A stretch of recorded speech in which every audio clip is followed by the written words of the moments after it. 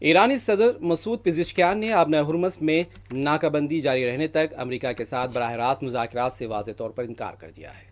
پاکستانی وزیر اعظم شہباز شریف کے ساتھ فون پر ہوئی اہم بات چیت میں پزشکیان نے زور دے کر کہا ہے کہ ایران کو دبایا یا دھمکیوں کے ذریعے کسی معاہدے کے لیے مجبور نہیں کیا جا سکتا۔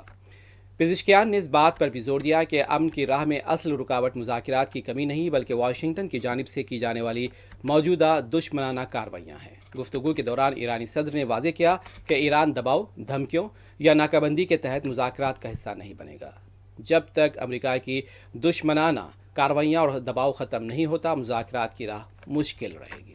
ایرانی صدر نے امریکہ سے مطالبہ کیا ہے کہ وہ کشیدگی میں اضافے کرنے والے فوجی اور اقتصادی رکاوٹوں کو ہٹا کر سنجیدگی کا اظہار کرے۔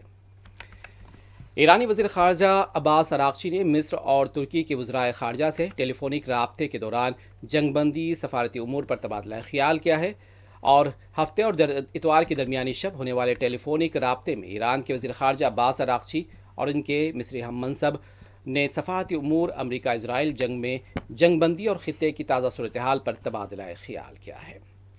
عباس عراقچی نے ترک وزیر خارجہ سے بھی ٹیلی فون پر بات کی ہے اور انہوں نے مزید صورتحال کے بارے میں اظہار خیال بھی کیا ہے اور ترک عہدیدار سے انہوں نے تفصیلی بات کی ہے۔ ادھر اسرائیلی وزیر اعظم بنجامن نیتن یاہو نے اپنی فوج کو لبنان میں حزب اللہ کے ٹھکانوں پر بھرپور حملوں کا حکم دیا ہے۔ اسرائیلی وزیر اعظم کے دفتر سے جاری بیان کے مطابق نیتن یاہو نے اسرائیلی ڈیفنس فورسز کو ہدایت کی ہے کہ وہ حزب اللہ کے اہداف کو سختی سے نشانہ بنائیں۔